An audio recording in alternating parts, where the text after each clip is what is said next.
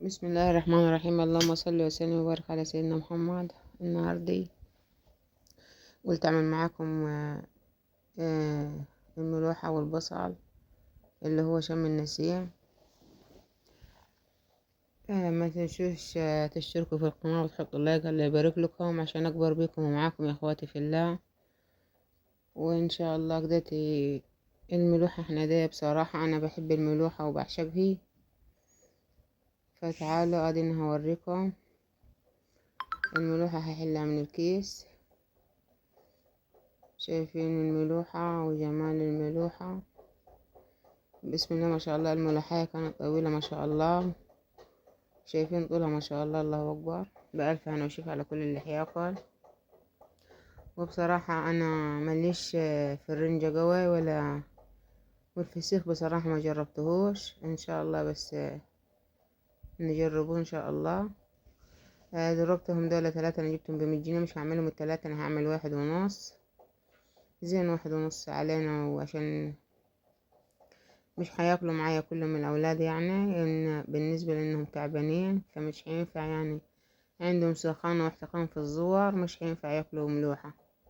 فحاكل أنا وجوزي وبنت الكبيري وبنت الصغيرة بس، والبنات الباقيين وتعبانين مش هيقدروا ياكلوا ملوحة. هناتي لازم نخلوها من القشر اللي هو فيها دي. شايفين ازاي؟ ما تنسوش الله يبارك لكم اللي وصلتوا معايا لحد هناتي في الفيديو، تحطوا لايك وتدوسوا اشتراك وتفعلوا الجرس وتدوسوا على الكل عشان يوصلكم كل جديد. لازم نحشوا منها القشر اللي هو ديته، مينفعش نعملوها بيه. ونحوش الحاجات دي خالص منها وننضفوها، ما نخلوش فيها خالص قشر. ونعملوها مش هشغلهم الخلاط، هعملهم في المفرمة تحت الخلاط الصغيرة. وهنيتي السكينة، بصراحة السكينة مغلباني السكين، فجبت السكينة التاني. الحاجات دي برضو لازم نحشوها عشان ما تنفعش تتعمل خالص. وننضفوها كويس ونحطوا لها ليمون، واهم حاجة نكتروا الليمون. وهنعملوا معاها بصل، وهنقلوا معاها طبق بطاطس محمرة كده. شايفين الملوحة ما شاء الله؟ والله العظيم هي بتتكلم عن نفسه وطيبة جدا ما شاء الله. بألف هنا وشفي.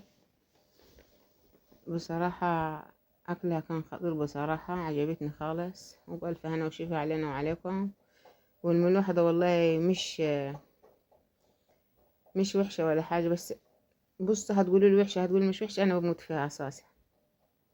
وبألف هنا وشفي علينا وعليكم إن شاء الله. وطيبة ما شاء الله، عاملة زي الزبدة. وهنيتي راح أما أعملها كده عشان أحوش السلسلة اللي فيه. السلسلة دي لازم أصلا تتحاش، ملهاش عازي. شايفين ما شاء الله؟ بتتحاش بكل سهولة مع إنها طيبة.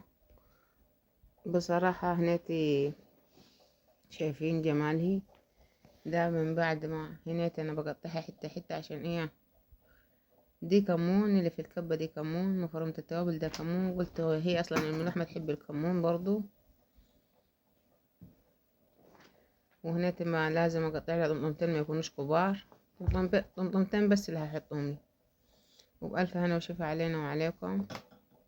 ولازم تقطعيها كده نساير صغيرة، وتحط لها ليمون وزيت. وهنا انا بقطعها من هو الجلد اللي فيه. شايفين ما شاء الله؟ ولو قبلت اي شوك ولا حاجة، طبعا انا بنضف على الصينية عشان هي ما وسخش المكان كله، عشان بعد كده اخرطه كله ده في شنطة وارميه على طول في الزبالة. مش في الزبالة اللي هي الباسكت، في الزبالة اللي هي برا، معذرة عزكم الله، في الصندوق. هنا بوريكم ان انا عملتهم. والبصل اهو، شايفين البصل؟ السكينة برضو تاني. فالسكينة دي بصراحة غلبتني، وان شاء الله لما ندلق ديتي هجيب لي سكينة تكون حادة ان شاء الله. بس يا رب افتكر كذا مرة اطلع كده واقول اجيب سكينة ما افتكرش. السكاكين عندي كلها بايظة. وهنا لازم نعمل البصل مع الملوحة، ونحط له البصل برضه خل، ونحط له ليمون، ونحط له ملح. وبألف هنا وشفا علينا وعليكم. شايفين البصل؟ المفروض كنت جبت بصل اخضر، بس نسيت ما اقول لجوزي. هنا هحط له خال، شايفين ما شاء الله، والملح برضو. وهنا هنزل على الملوحة بالليمون، هحش البذرات من الملوحة. لازم تحط لها ليمون، في ناس بتحط لها ليمون بقشره، وفي ناس بتحط لها ليمون على كده. انا بعد ساعات بحط لها ليمون بقشره، بس مرضتش احط لها ليمون النهارده بقشر، عصرت عصر. وشايفين الزيت هنفرموها.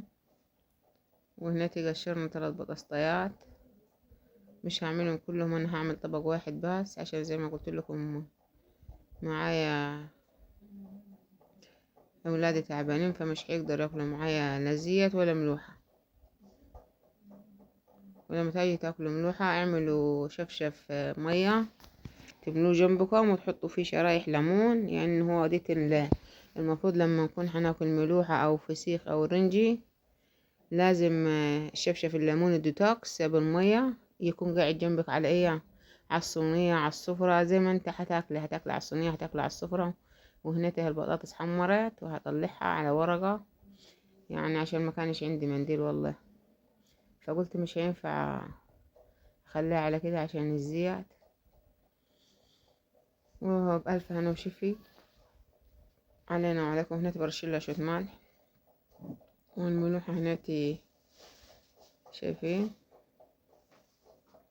الملوحة لونها، اللون بتاعها بيتكلم على نفسه، والطعم ما اقولكوش. وبألف هنا وشفا، والسلام عليكم ورحمة الله وبركاته. ما تنسوش تحطوا اللايك فضلا وليس أمرا.